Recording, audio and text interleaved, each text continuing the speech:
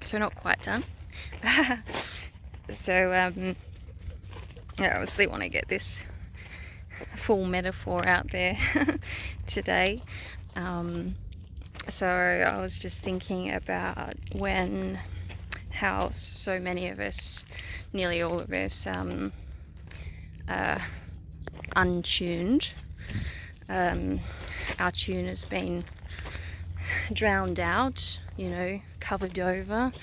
It's just too loud out there to hear our own tune. And I think this is what so many people struggle with, because we've got these lives that are so busy, so noisy. No one's got the time to actually just sit and listen and try and hear that tune, that song from within. We've just got too much noise around us, too many factors in our life that are out of sync with who we are. And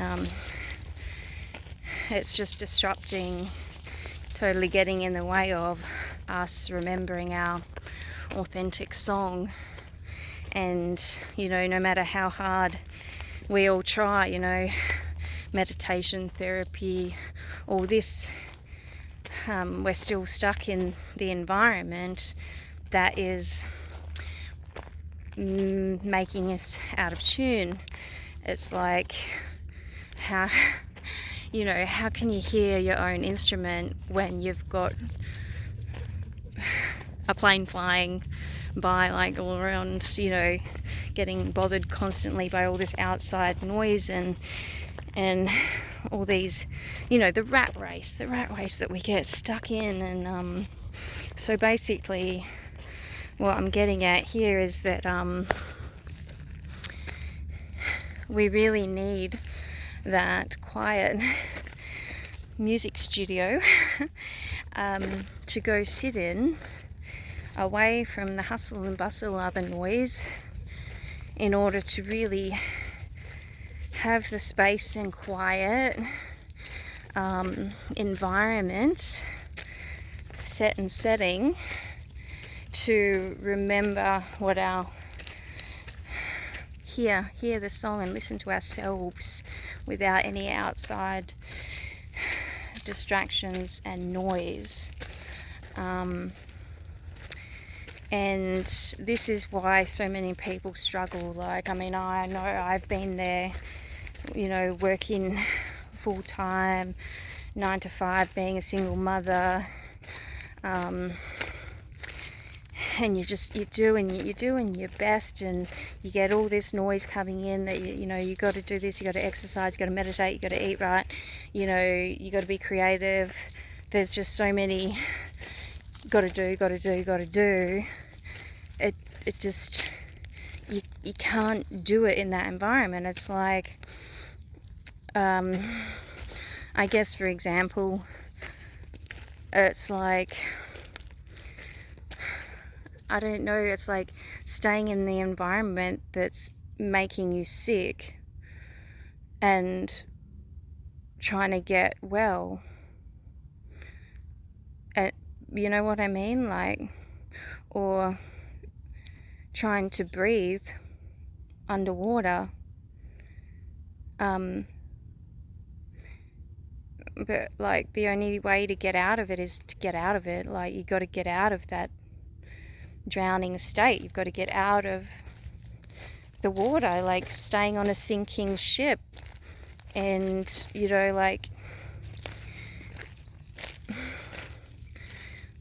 what is it, that thing, doing the same thing every day and thinking you're going to get a different result is insanity, that type of thing. And so many of us push harder on trying to do more things in order to get tapped in, because we know how important it is. But if you just keep adding things into that freaking jumble of we're just adding more things onto your plate, expecting freaking miracles of yourself while you're still you know, pushing yourself to meet all those freaking outside responsibilities. Like, it's got to look this certain way, you've got to be a certain way, and you've got to do everything. You've got to have the full-time job, you've got to be successful, you've got to be the best parent, you've got to have the perfect body, you've got to, you know, be that freaking perfect person that your freaking friend or your neighbor tells you that you have to be. Or, and then you've got relationships, you've got to do that as well and have the perfect relationship. It's got to look good anyway. And God forbid we actually lose our shit, or, you know, have a breakdown, or, you know, can't pay a bill, or, you know, the judgments and everything. Like, I guess we're our own worst enemy when it comes to that, because it's been bred into us to have all these such high expectations of ourselves. But anyway, getting back to it, adding more things in that just make you more stressed because it's still not working. Like, you can't expect to hear your beautiful song when you're still in that environment. And I guess, you know, this is where you have to make the decision. Like, this isn't working. What can I do? What actually makes me hear my song? What are the things in my life that I need to keep because I'm able to, they actually encourage me to hear my song. They actually bring the song out of me. They're actually, you know, things that get me in tune. What are these things? And like, trying to find more of those, really embracing those and cherishing them. And what things are the worst things in my world that are getting me out of tune? Like, for example, a job. Like, I mean, I had to get out of my job because I knew that it literally was making me sick. I was nearly sick for a full year straight before I quit. And it's been over a year now, and I haven't been sick one day since. Not one day. And had my major spiritual enlightenment after doing that. And yeah, it hasn't been easy, but it's also been the best thing I've ever done. Releasing that biggest stress on my life, no matter what stresses I've had to deal with since, like especially money and that, like choosing me, putting me first, getting myself out of that rat race. That was the biggest and best thing that I've ever done for myself, and I can feel in my body, heart and mind and soul. And especially since it's like, it was a definite fast track to being fully tapped in and awakened. I know it was the best thing that I've ever done, and I'm not saying everyone needs to do that. It's absolute personal choice, but this is the thing. You need to like assess your life and really have a think about what is driving you freaking batshit crazy. What is the best, you know, what decision can you make to take some of that noise away? Because, you know, I got to the point of complete breaking down so often, like emotional breakdowns. Like I couldn't cope. I was so in massive overwhelm that, you know, just going to work, I would have emotional breakdowns at work. So my body was screaming at me. I couldn't do it anymore. You know, something's got to give, and unfortunately a lot of us have to get to this point of when something gives, and it wasn't our choice. But, you know, the universe has a special way of giving us a nudge when we need the nudge. And you know, a lot of people end up getting sick but then continue to work or continue to do the same old things. But the trick is that, you know, it's this dissonance within our systems that is making us sick, making us just so overwhelmed. You know, freaking, like, I mean, you've seen those, like, you know, the pictures of the salt on the speakers or whatever when the music's playing, and these beautiful patterns appear when the music is in tune and it's different tunes, and then you just put some out of tune music on, and the salt is just like bleh. it's almost like just watching it is irritating. And it is okay to remove these things from our life. Like, that is our right, that is our responsibility to say, this isn't good for me, this is, and I'll work around ways in order to make this happen, and say no to this and yes to this. Or like, this is how we begin the tuning process of getting us into that studio to then start listening to ourselves, the authentic selves, not that noise that we've grown up hearing about what you should be doing, or, you know, shoulda, coulda, or that, like, you're bad if you do this, or blah, blah, blah. Like, you can't start making or tuning yourself properly until you've allowed your instrument to settle. It's like, imagine, you know, like a tuning fork, like just being rattling away, and then you're tapping it, trying to get a nice tune out of it, type thing. Like, you got to wait until that tuning fork has settled down from that freaking being dropped on the floor type thing. You got to wait for it to stop, like, you know, settle down. The system has to settle down, and then you can, like, all right, now I can calm down a bit. I don't have any noise getting in the way of, like, so, all right, now how do I want to play this tuning fork? And then you can work ways to, you know, tune that instrument and actually hear your tone. Yeah, so, like, first step to tune, you know, to hear your song, is to make some changes in your life. You know, if you're really out of tune, if you're struggling, you keep trying, nothing's working, and you just want to freaking escape from reality, or just run away, or, you know, you're just killing yourself trying and nothing's working. You know, I've been there. Like, it is really scary, and it's hard to make these decisions when we're in such a state of overwhelm, but it is much better to make that decision yourself than having it thrust upon you. Like, I have no doubt, like, if I didn't quit my job, like resign, it wouldn't have been long before I was fired, because of I got so far to the point, my inability to freaking bring even 10% of my game to that job anymore, because I was just so far past the point of being able to handle life.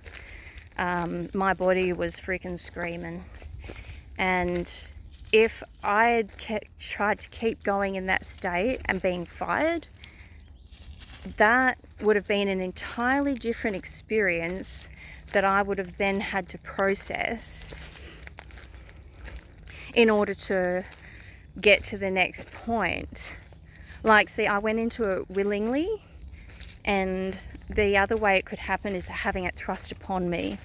Or I could have kept going, not got fired, just kept going, being average, doing an average job, not being happy, but just doing it for a paycheck, like so many of us do, and it just tears us apart, but we just do it every day because that's what we got to do. I could have just kept doing that, and I would have got sick. I had no doubt. Like, I was fucking sick for like 6 months straight. I swear to God, different things, weird shit starts happening with the body. And I would have gotten, no doubt, really, really sick. I mean, I kind of got messages that that I would have, you know, I'm talking the big C, and so many people do.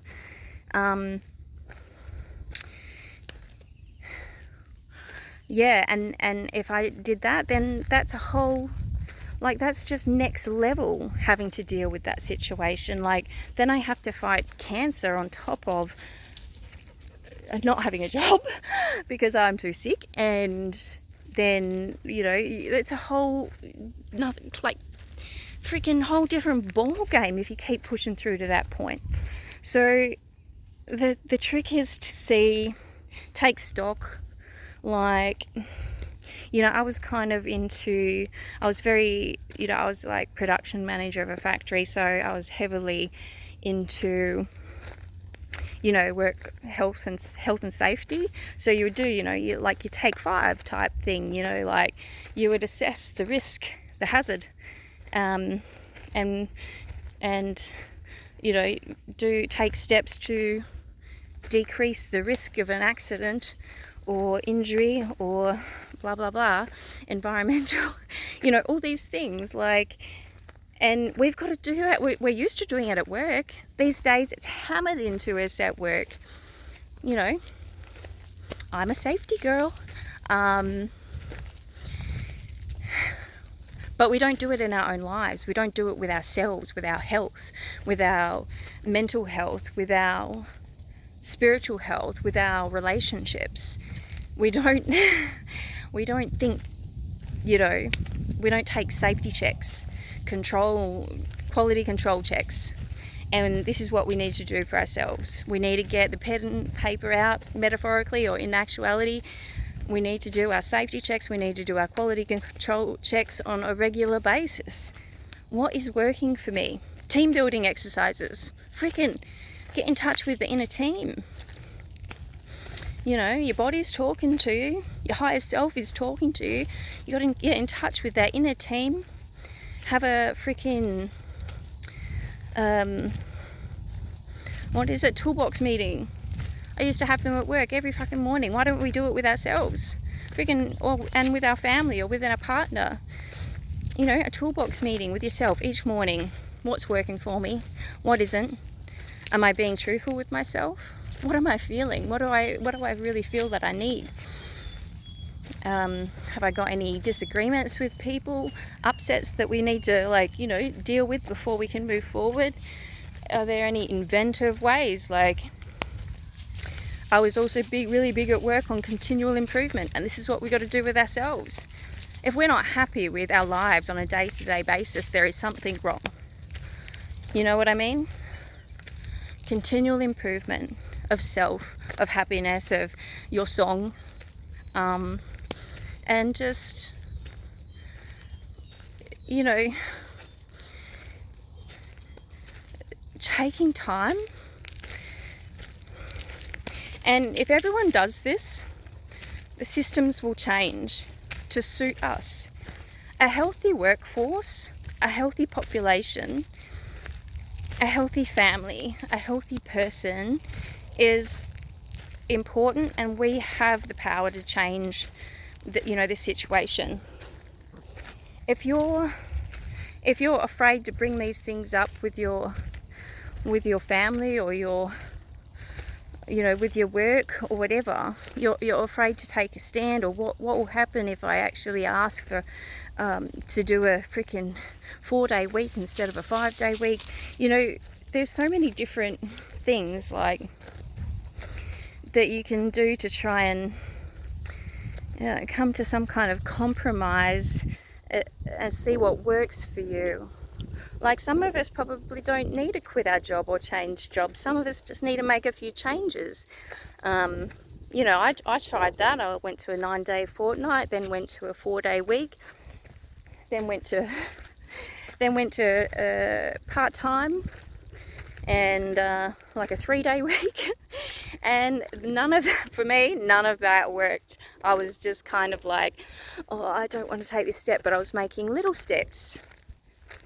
I like, the idea of like pulling that band-aid off really quickly was just like, oh fuck, that's such a massive change. And it is a massive change. But